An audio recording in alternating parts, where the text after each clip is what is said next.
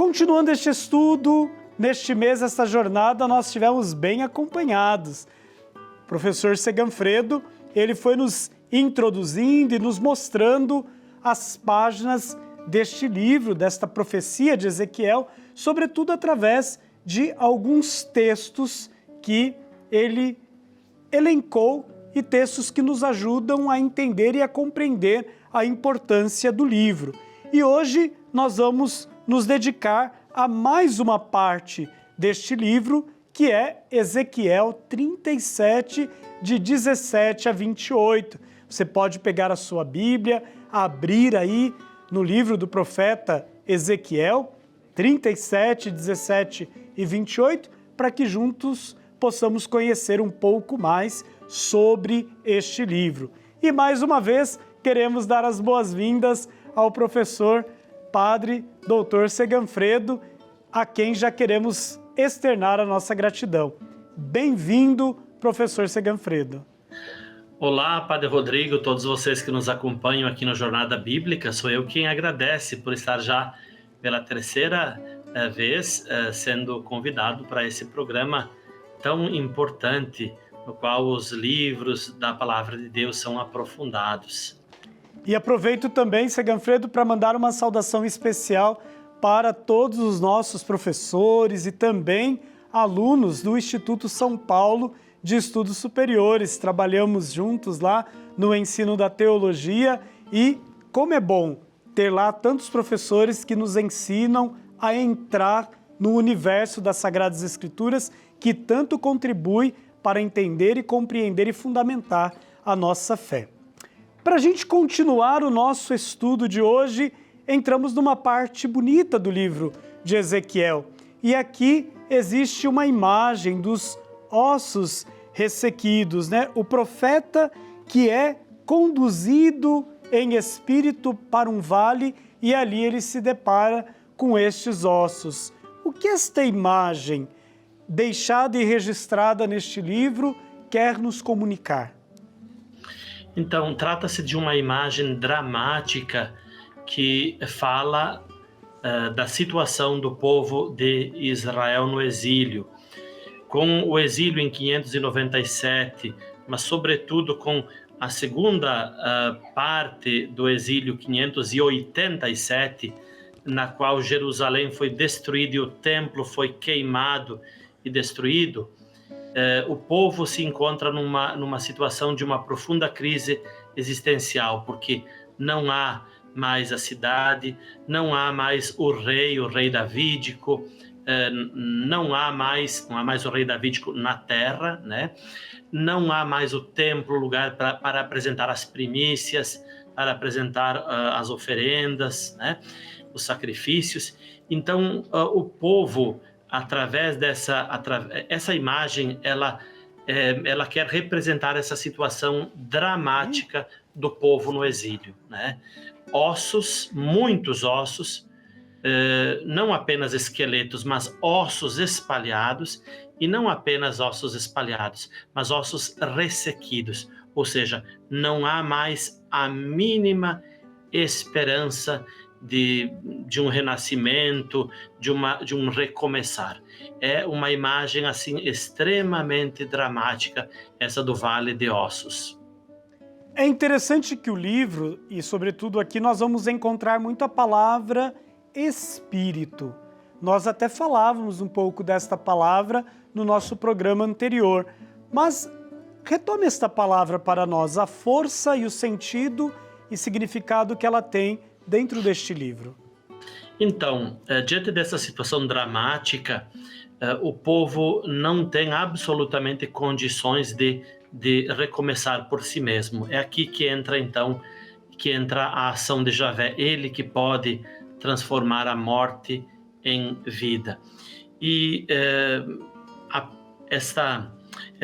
não só essa imagem, mas o Espírito de Javé, então, ele entra em ação, né?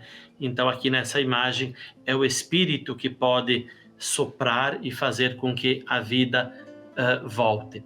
Mas aquilo que eu quero chamar a atenção, falando falando dessa palavra, é que ela aparece 10 vezes nesse nosso trecho. Normalmente as nossas Bíblias sempre traduzem com espírito, mas apenas na primeira e na última vez essa palavra se refere ao Espírito de Javé, aquele que nós chamaríamos de o Espírito Santo. Nas outras vezes, poderíamos traduzir com sopro, porque aqui precisamos lembrar do livro do Gênesis, né? Deus que forma o Adão a partir do pó da terra, a partir da terra, e depois sopra nas suas narinas. Esse sopro, então, com esse sopro, o Adão se torna um ser vivente. Então, nesse momento, nesse trecho aqui, nós também encontramos essa palavra Espírito, mas mais vezes não no sentido do Espírito Santo, mas no sentido desse sopro que parte de Javé, então faz com que esses ossos eles comecem novamente a se juntar, e acontece todo esse processo então que da morte resulta novamente na vida, no renascimento do povo de Deus.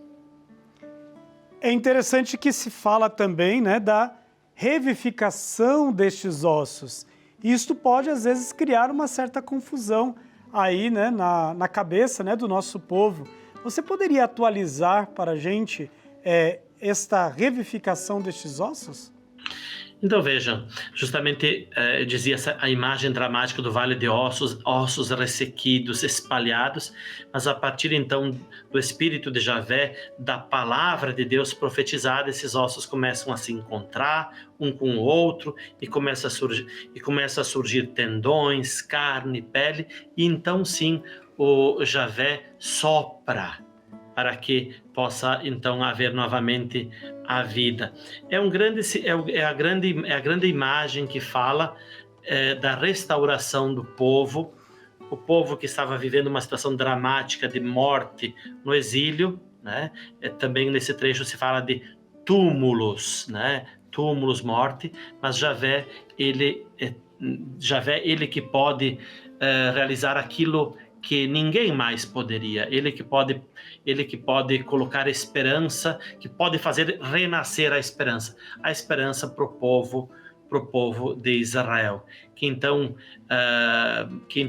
poderá, a partir da ação de Javé, voltar novamente para a terra prometida, e com o Espírito de Javé viver, enfim, uma atitude de fidelidade, ao contrário daquilo que tinha acontecido anteriormente. Seganfredo, em poucas palavras, se você pudesse animar as nossas comunidades, eu sei que você está fazendo um trabalho bonito de divulgação também, né, deste livro em vários lugares, através de conferências. Em poucas palavras, como animar o nosso povo a se dedicar ao estudo deste livro? Então, eu quero convidar todas as comunidades, todas as pessoas que estão nos escutando, a continuar aprofundando esse livro. Nós temos subsídios oferecidos pelas nossas editoras católicas, né, oferecidos pelas nossas televisões também católicas. Eu convido, vamos nos reunir em grupos, mesmo terminando o mês de setembro, durante todo o ano, vamos nos reunir em grupos para rezar com a palavra de Deus, a leitura orante da palavra de Deus, utilizando esses subsídios que nos são oferecidos, porque como nós vimos